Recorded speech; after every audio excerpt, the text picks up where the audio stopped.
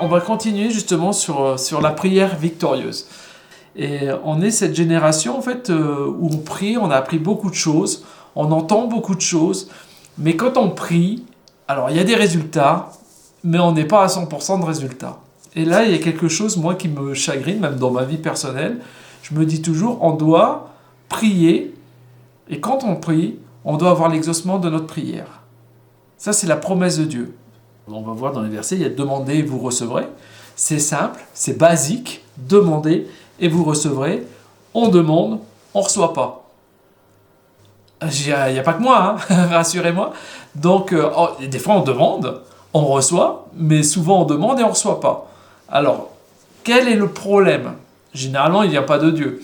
Ça serait trop facile de dire au Seigneur, il y a un bug entre nous et le ciel.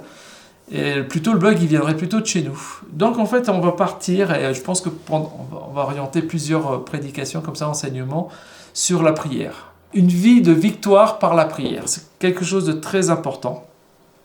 Avec Hébreux 11.1, parce que aujourd'hui, on va beaucoup parler de la foi, vous connaissez, et je l'ai pris dans la version amplifiée, pas amplifiée, parole vivante, pardon. Il dit, et qu'est-ce que la foi ? C'est une ferme confiance dans la réalisation de ce qu'on espère. C'est une manière de posséder déjà par avance. Croire, c'est être absolument certain de la réalité de ce que l'on ne voit pas. Et en fait, déjà, dans la version parole vivante, il y a ce passage qui dit « C'est une manière de posséder déjà par avance ». Et souvent, on le fait par habitude. Hein. Des fois, on dit oui,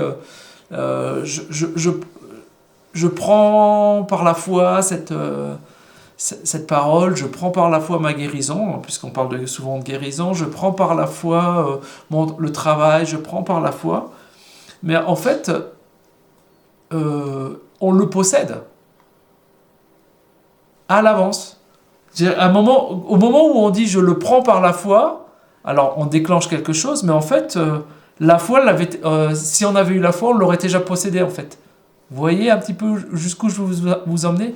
En fait, on va prendre quelque chose et on va dire je le réalise et je le prends par la foi. On doit réaliser que c'est une manière de le posséder déjà par l'avance. Donc c'est quelque chose qui fait partie de nous. Mais là, ça fait partie de moi. L'ennemi peut le contrarier, mais ça fait partie de moi. Si l'ennemi m'a volé quelque chose, c'est que je l'ai perdu en fait, je ne l'ai plus dans la main. Vous comprenez jusqu'où on va aller? Et souvent, on veut travailler dans la prière et on est en permanence en train de reprendre et de se ressaisir de la promesse de la foi en fait, de ce que devrait être notre foi. Mais on est toujours dans cette étape-là en permanence de se dire je prends, et l'ennemi me vole et je reprends, et l'ennemi me vole et je reprends, et c'est un combat permanent. Alors que la chose est simple, en fait. On doit saisir, posséder et faire osmose avec notre prière, avec ce que nous demandons à Dieu. Croire, c'est être absolument certain de la réalité de ce que l'on ne voit pas. C'est pas parce qu'on ne voit pas la chose immédiatement se réaliser. Alors des fois, ça c'est formidable. Hein. On a on prie, paf, tout de suite, exaucement. Et ça, c'est les meilleures prières. Hein. Pour moi, je dis, voir, ça booste, ça nous fait du bien. Et je vous ai donné pas mal de petits témoignages déjà comme ça. Mais des fois, il y a du temps entre la prière et l'exaucement de la prière. Mais on doit réaliser que l'on est vraiment dans l'exaucement et que l'on possède déjà ce que l'on a demandé. Et après, mon verre d'eau, il est là, il est à moi. Et si j'ai soif, j'ai plus besoin de le prendre. Parce qu'il est déjà dans ma main. Vous comprenez? Ça, c'est la première chose que j'ai rafraîchi mon esprit avec ça. Et je dis, c'est vrai que et il faut avoir cette prière de persévérance, c'est important, on va le voir après. Mais déjà, il faut comprendre que quand on prie dans la foi, on possède par avance ce que l'on demande. Et moi, je me souviens toujours de Heidi Baker, quand elle parlait des enfants qu'elle adoptait.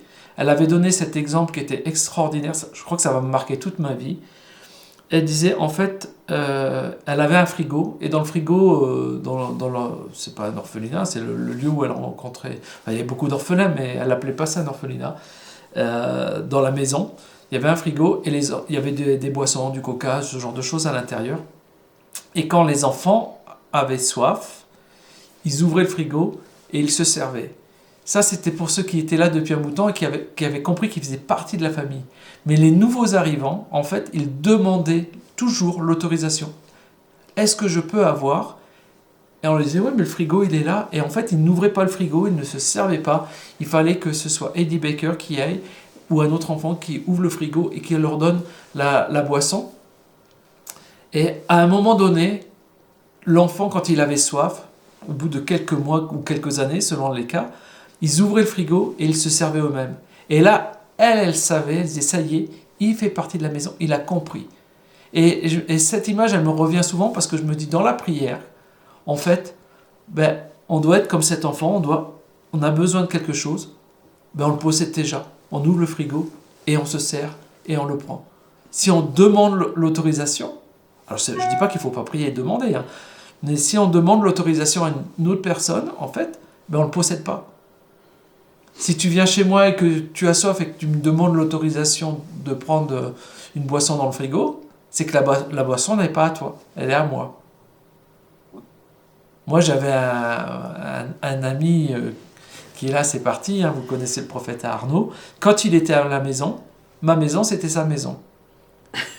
Et quand il avait faim, mon frigo, c'était son frigo. Et quand il avait soif, mon frigo, c'était son frigo. Ma cave à vin, c'était sa cave à vin. Et ça se passait très bien. Et c'est vrai que pour certaines personnes, ça peut être choquant. On dit, mais c'est quoi cet homme qui se sert dans ton frigo? Mais c'est normal. Parce que je lui ai dit, ma maison, c'est ta maison. Et il avait très bien saisi ça, en fait. Et ça, c'est quelque chose qu'on doit vraiment réaliser et se saisir dans la prière. C'est qu'on possède la chose. Donc, on la possède, elle nous appartient. Donc, elle va se réaliser. Elle nous appartient dans le ciel et elle va se concrétiser et se réaliser sur la terre. Voilà. Ça, c'est la petite introduction qui nous secoue bien déjà. Donc, il y a plusieurs étapes à faire et on va commencer là et on verra plus tard d'autres étapes. La première, et ça, c'est souvent... un défaut que j'ai vu dans beaucoup de chrétiens, même chez moi, on n'est pas assez précis dans nos prières. On n'est pas assez précis dans ce que nous voulons obtenir. Et on va prendre tout de suite le verset, dans Jacques 1, versets 6 à 8. Il faut être précis dans ce que nous voulons obtenir. Pourquoi? Jacques 1, versets 6 à 8, donc c'est l'apôtre Jacques qui nous dit, il faut toutefois qu'il la demande avec foi et confiance, sans douter, car celui qui hésite ressemble aux vagues de la mer agitées et ballottées par le vent. Qu'un tel homme ne s'imagine pas obtenir quoi que ce soit du Seigneur, c'est un indécis au cœur partagé, instable dans sa conduite, il sera inconstant dans toutes ses entreprises. Wow. En fait, vous connaissez tous l'exemple de Yonggi Cho avec sa bicyclette, où en fait il avait besoin d'un vélo pour aller travailler, pour aller évangéliser, pour l'église. Et en fait, il prie, et il sait que Dieu va lui donner un vélo, mais le vélo n'arrive pas. Et un jour, au bout de pas mal de temps, il dit à Dieu, mais pourquoi tu m'as toujours pas donné mon vélo? Et Dieu lui répond, parce que tu m'as pas demandé la couleur. Et il dit, mais Seigneur, je le veux bleu. Et dans la journée, il a eu son vélo bleu. Il faut être précis. Et c'est vrai que souvent, quand on fait une demande,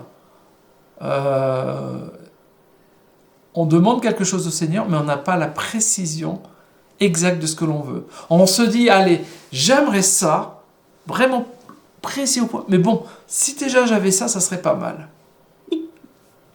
Mais si on pense comme ça, alors, en fait, on n'est pas précis. Et Dieu ne peut pas répondre à notre prière, parce que ce n'est plus une prière de foi. La prière de foi, elle est précise. Je veux un vélo bleu. Je veux une voiture rouge. Je veux être complètement guéri, pouvoir partir faire un footing. Vous voyez ce genre de choses. Moi, quand on m'a prophétisé, quand j'avais l'épine calcanéenne, et que j'allais être guéri dans 40 jours, ce que j'ai marqué, vous connaissez ce témoignage, hein, j'ai pris mon agenda, j'ai tourné, j'ai compté 40 jours, et au bout de 40 jours, j'ai marqué footing. J'ai pas marqué juste guéri, j'ai marqué footing, et parce que je partais, alors que je pouvais pas marcher 20 mètres sans m'arrêter tellement la douleur était forte, j'avais marqué ce que j'allais réaliser et pouvoir faire avec la guérison. Et souvent, on ne se projette pas assez dans la guérison, alors ça c'est l'exemple de la guérison, pour pouvoir en fait s'en saisir. Et quand elle arrive, eh bien, on va dire, oula, alors si je peux déjà faire ça, c'est bien, ou c'est pas, ça serait pas mal. Non, la guérison, elle est totale et elle est parfaite. Et je fais juste un petit aparté sur la guérison. Je vous rappelle juste que la guérison, c'est un acte d'amour de Dieu pour nous, dont on va se servir après pour témoigner pour le royaume, mais c'est d'abord un acte de Dieu pour nous. Et souvent, par exemple, dans les choses que l'on demande mal ou imprécisément, celle-là je l'ai souvent entendu, hein, et je vise personne, hein, parce que je l'ai entendu par des centaines de chrétiens, Seigneur, quand je serai guéri, guéris-moi que je puisse témoigner. Non, Seigneur, déjà la guérison, elle m'appartient, et Seigneur, je vais te guérir parce que tu m'aimes. C'est une démonstration de ton amour. Et oui, après, je vais pouvoir témoigner, parce que ça, c'est la nature et c'est l'essence même d'un chrétien. Et il y a des prières comme ça qui sont faites, que Dieu ne peut pas exaucer. Parce que le cœur de Dieu est de nous guérir par amour, pas pour qu'on pas parce qu'on lui met un contrat, Seigneur, tu me guéris, et moi je vais témoigner. Parce qu'en fait, on fait un deal avec Dieu. Quand on en est là, on fait juste un Seigneur, moi je veux témoigner de ma guérison, alors guéris-moi. Vous savez, c'est ce qu'on appelle donnant-donnant, c'est un deal. Mais non, ta guérison, tu l'as déjà obtenue sur la croix. Par les meurtrissures de Jésus, nous sommes guéris. Et parce qu'il t'a tellement aimé Jésus que tu es guéri en fait. C'est un acte d'amour. Et forcément, oui, tu témoigneras parce que c'est notre nature de chrétien de témoigner. Et souvent, on bloque Dieu parce qu'on lui fait un petit chantage. Waouh! Et je continue toujours dans la précision Pourquoi être précis dans la prière? Parce que souvent, quand on n'est pas précis, on va prier et notre esprit va partir dans 1000 directions. Et on va voir des choses spirituelles qui sont bonnes, qui sont justes, mais qui ne collent pas à ce qu'on a demandé. Et en vous disant ça, ça me fait penser à un moment donné, on avait une sœur à l'église qui était malade, qui était sur son lit de mort à l'hôpital. Et on priait. Et c'est quelqu'un que j'aimais beaucoup. Hein, le couple, je les aimais beaucoup. Et un jour, je crie à Dieu et je dis, mais Seigneur, c'est pas possible. Guéris-la, quoi. Et le Saint-Esprit me parle et il me dit cette chose. Il me dit, on était en réunion de prière, je portais la réunion de prière, et il me dit, donc c'était le début de la réunion de prière, et j'ai cette pensée là, l'Esprit me parle, et il me dit, si vous consacrez cette réunion, donc c'est dure 1h30, à prier pour sa guérison, alors je la guérirai. Je reçois la parole, mais moi je suis fou de joie, et je partage cette parole aux gens qui étaient là, et je dis, voilà, l'Esprit me dit, mais si on prie pour toute la réunion que pour la guérison de la personne, elle va être guérie. Et j'attaque la prière, je prie pour sa guérison, tout ça. Une deuxième personne prie, puis elle prie pour la guérison, et une troisième personne prie, et elle prie pour ses problèmes financiers. Et une quatrième personne prie, et elle prie pour un problème familial. La fille de la boulangère. Ou la fille de la boulangère, oui, ma femme se souvient mieux que moi, etc. Et là, je me mets à pleurer parce que l'Esprit me dit, tu vois pourquoi je ne peux pas la guérir. Mais c'est violent, parce qu'en fait, c'était nous qui avions la clé de la guérison, et on n'a pas su s'en saisir, parce qu'on est parti, mais tous les sujets étaient bibliques, tous les sujets collés, mais pas à ce qu'avait demandé l'Esprit. L'Esprit disait, cette réunion, vous la consacrez à ça. Et c'est vrai que notre esprit, c'est un feu d'artifice de pensée. Le mien le premier. Hein. Moi, la première chose que j'ai du mal vraiment à me concentrer, c'est vraiment dans la prière. Et l'Esprit m'a beaucoup appris avec ça et de rester concentré dans la prière. C'est vraiment quelque chose d'important. Et je vais vous donner un petit exemple, mais qui m'amuse beaucoup. C'est comme quand on va faire des courses et qu'on a... alors, on peut avoir fait une liste de courses, puis on l'oublie à la maison. Ça vous arrive jamais, ça. Jamais. Et puis vous partez, vous arrivez à un supermarché, hein, c'est un supermarché en vaut un autre, et puis vous commencez à aller dans un rayon, puis l'autre, oui, j'avais noté ça, donc je prends ça. Et puis je vais faire 10 fois le tour. Ce qui est rigolo, c'est que si vous aviez un GPS à ce moment-là, vous allez vous rendre compte que vous avez fait 10 fois le tour du magasin, parce que vous êtes allé dans les rayons, vous avez pris ça, et voilà, vous prenez, et puis quand vous rentrez chez vous, vous prenez votre liste de courses et vous faites « Ah, j'ai oublié ça !» Alors par contre, j'ai pris ça, et j'avais pas besoin. Et bien la prière précise, c'est exactement pareil. On a notre liste de courses, si je peux m'exprimer comme ça, et on doit prendre. Et si vous rentrez dans le magasin que vous connaissez avec votre liste de courses, vous allez voir que premier ingrédient, alors déjà, quand vous faites votre liste de courses, généralement, si vous êtes comme ma femme, vous allez la faire par zone. Bah oui. Bah oui. Elle dit bah oui. Donc, et vous rentrez dans le magasin, vous allez dans les zones, vous prenez, tac, là. Et en fait, vos courses, elles sont faites beaucoup plus rapidement. Vous n'avez pas fait 10 fois le tour du magasin, vous êtes allé directement au but. Vous avez pris dans les rayons exactement ce que vous avez besoin et vous n'êtes pas laissé distraire parce que vous n'aviez pas besoin. Et bien la prière précise, c'est exactement ça. Et souvent, on est dans le magasin, des exaucements, et on prend, mais tiens Seigneur, moi je vais te prier pour ça, et puis je vais remplir mon caddie, mais on a oublié l'essentiel. Être précis dans ce que l'on demande à Dieu. Dieu est un Dieu de précision. Il faut voir, il a créé le monde, comment il l'a créé. Il faut voir tous les mystères et les merveilles de la création. On voit que Dieu est un Dieu de précision, et on en découvre encore avec lui. Plus on étudie l'humanité au microscope, plus on s'aperçoit que Dieu est grand. Et donc, il faut être précis avec Dieu dans ce que nous voulons obtenir. Ensuite, il y a un point très important. Et là, le chrétien du XXIe siècle, il est en difficulté avec ça. La foi vient de ce que l'on entend, et ce que l'on entend vient de la parole de Dieu. Romains 10, 17. Et ça, c'est vraiment important. Parce que c'est pas le cas des gens qui sont ici, mais souvent le chrétien du XXIe siècle ne lit plus la parole de Dieu.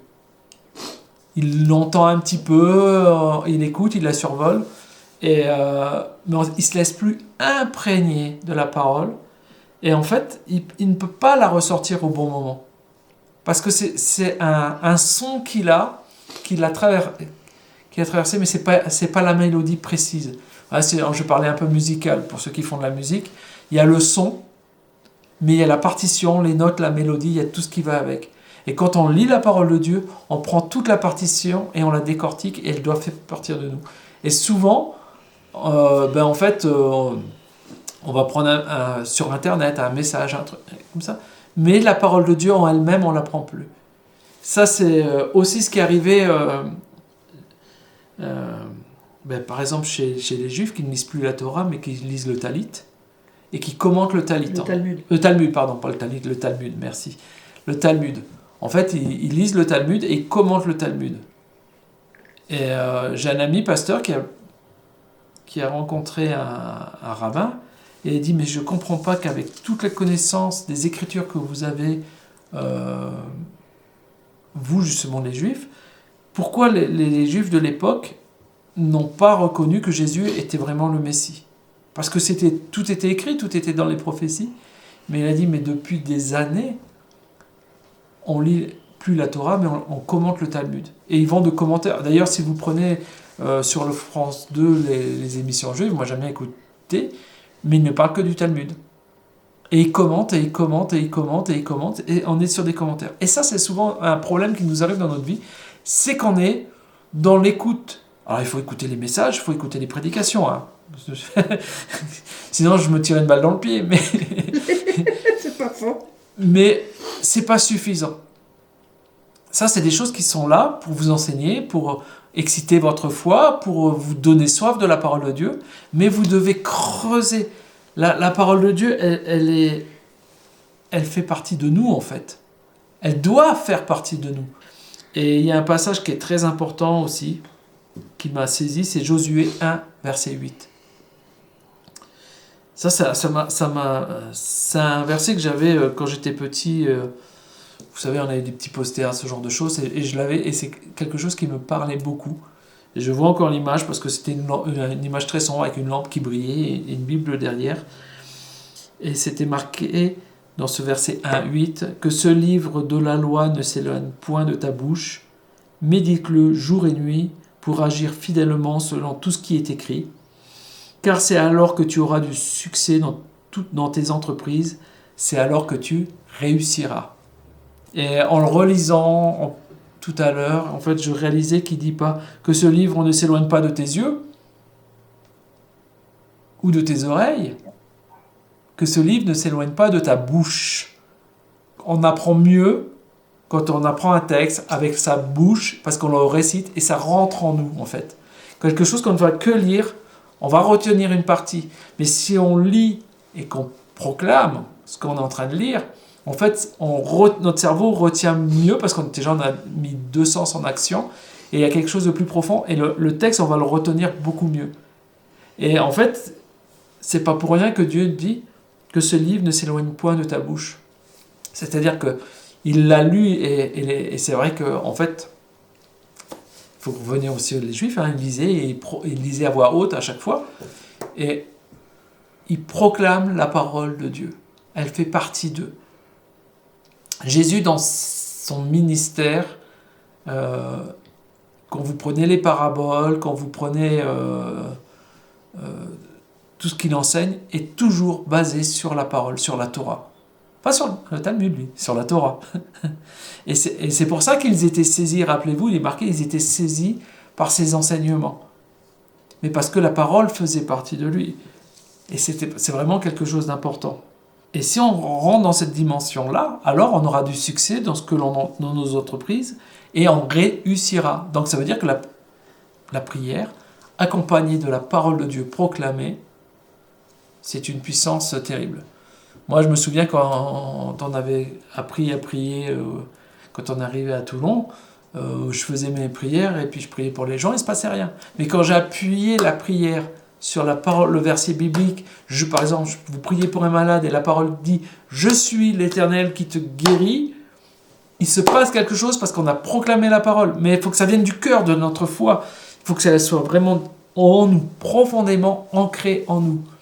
Et pourquoi c'est vraiment important ? Parce que rappelez-vous que dans le désert, Jésus, quand il a été tenté, le diable l'a tenté par la parole de Dieu. Et Jésus a répondu par la parole de Dieu. Mais pas par une parole théorique, mais quelque chose qui était profondément ancré en lui. Et c'est pour ça que le diable n'a pas pu remporter la victoire ce jour-là. Donc, notre meilleure arme dans la prière, c'est la parole de Dieu. Mais sachez aussi que notre adversaire la connaît par cœur. Donc là, c'est la différence entre lui et nous, c'est que lui, il la connaît par cœur et nous, elle doit être ancrée profondément dans notre cœur. Les promesses de Dieu, dans la parole de Dieu, doivent être ancrées dans notre cœur. Nous devons les posséder. Ça, c'est vraiment important. Troisième point, il faut demander à Dieu ce que nous désirons. Pourquoi ? Parce qu'il aime ça. Alors, Matthieu 7, versets 7 à 8. Demandez, continuez à demander, et vous recevrez. Cherchez, persévérez dans votre recherche, et vous trouverez. Frappez, insistez, et la porte vous sera ouverte. Car toujours, celui qui demande finit par recevoir, celui qui cherche finalement trouve, et à celui qui frappe avec insistance, la porte sera ouverte. Donc Dieu aime ça. Dieu aime qu'on lui demande des choses. Et c'est vrai qu'il sait tout à l'avance. À la limite, on n'aurait pas besoin de demander que... Et ça arrive des fois, Dieu nous accorde des choses, on n'a même pas à le demander. La pensée, elle nous a à peine effleuré le cerveau, pouf, on a un exaucement de prière. Mais Dieu aime quand on demande. Parce que c'est aussi un acte de persévérance. C'est un acte de foi. Notre foi, elle grandit aussi dans la persévérance. Et ça, c'est quelque chose d'important. Et à un moment, si on persévère dans la prière et qu'on ne voit pas de réalisation, il peut y avoir un doute qui peut rentrer. Et là, c'est là qu'on doit faire attention. On doit chasser le doute, et on revient au point 1, au point 2, que je vous ai expliqué tout à l'heure, vraiment pour continuer à persévérer. Et la parole, elle est claire. Dans Matthieu, c'est quand même Jésus qui nous le dit. Demandez, continuez à demander, et vous recevrez. Et même Jésus, des fois, il s'est repris à plusieurs fois dans la prière.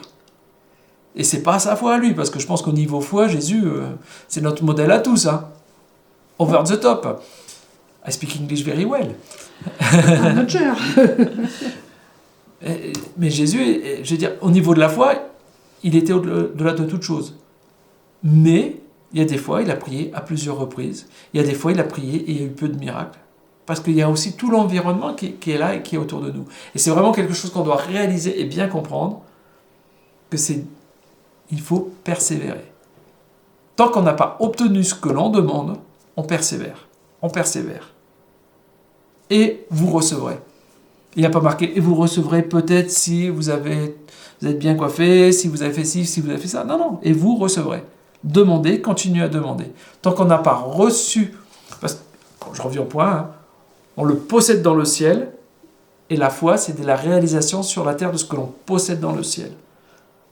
Donc, on continue, on persévère dans la prière, on cherche à avoir le résultat, et on frappe sans arrêt à la porte du ciel, et ça finira par arriver. C'est une promesse de Jésus. Donc, nos prières vont finir par être exaucées. Maintenant, si on met tout bien, on va gagner du temps. Et c'est ça qui est important. D'autant plus pour la maladie, parce que quand on est malade, c'est quand même compliqué d'attendre. Hein, je vous redonne le témoignage de mon genou, hein, mais quand je me suis fissuré le genou avec l'entorse, je savais que Dieu allait agir. J'en étais persuadé au fond de mon cœur et j'ai prié pour la guérison. Je me suis soigné, j'ai mis la telle, mais au bout de 3 mois, c'est là que j'ai eu la vision de Jésus qui est venu me guérir. Et je n'ai jamais lâché. Et en même temps, j'avais en parallèle cette pensée, et ça faisait plus d'1 an que je chantais ce chant. Je sais qu'un jour, mes yeux verront Jésus. Et en fait, je savais que j'étais dans un temps où mes yeux allaient voir Jésus. Et quand je l'ai vu, en fait, j'ai même pas pensé à ma guérison. C'était Jésus. Et quand vous êtes avec Jésus, ben waouh, juste waouh. Et c'est juste quand il est parti que j'ai réalisé que il y avait peut-être un petit miracle à aller chercher. Et que j'ai dit, mais Seigneur, je te donne mon genou. J'ai même pas dit guéris-moi. C'est-à-dire que et ça c'est une démarche aussi de dire, ça c'est pas bon ça. Et en fait, instantanément, le genou était guéri. J'ai eu un genou neuf puisque je lui ai donné mon vieux genou. Et c'est quelque chose qu'on doit réaliser aussi dans la vie qu'on a avec Jésus. Seigneur, je te donne ma vie. Pouf, instantanément, il le remplace par quelque chose de meilleur. Et on possède quelque chose de meilleur. Mais là, je reviens à l'étape 1, souvent, on reprend notre vieille vie, puis on va aller rechercher quelque chose de meilleur, et puis on reprend notre vieille vie, et on va rechercher quelque chose de meilleur. Non, on doit rester dans le meilleur. C'est pas facile, c'est le combat d'une vie, hein, mais c'est vraiment important de bien comprendre ça. Ensuite, croire qu'on a déjà reçu ce que l'on demande. Ça, c'est le 4e point qui est tout aussi important. Et là, on va encore prendre une parole de Jésus, que vous connaissez, dans Marc. Je pense qu'il n'y a pas un passage de la parole que je vous ai lu ce matin que vous ne connaissez pas. Donc, il faut vraiment, je pense, débroussailler le champ de nos prières pour ne avoir que le fruit de la victoire. Oh, c'est beau ça.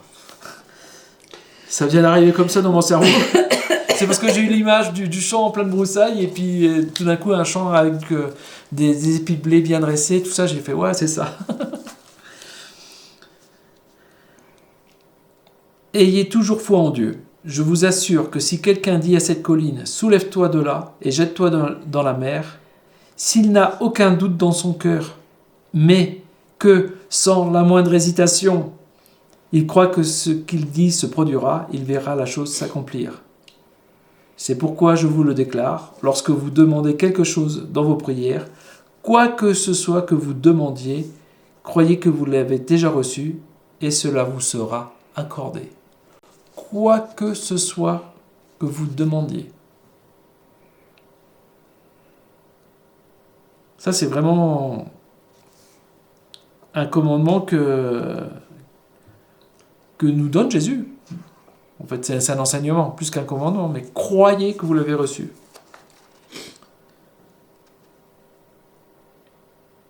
Et ça, c'est vraiment important. Et ce passage-là, il est vraiment profond pour réaliser que quand on demande quelque chose à Dieu, une guérison, moi je parle beaucoup de guérison ce matin, mais c'est pas que pour la guérison, ça marche pour tous les sujets. En fait, il y a une réalité spirituelle qui se crée dans le monde, dans le ciel. Et notre foi, quand on prie, en fait, c'est que cette réalité spirituelle se réalise sur la terre. Mais elle existe déjà dans le ciel. Elle est créée. On a juste à se servir, en fait. Juste. Facile à dire, hein? Pas facile à faire. Et on doit aller plus loin de ce que l'on voit, parce que notre vision humaine, elle n'est pas complète.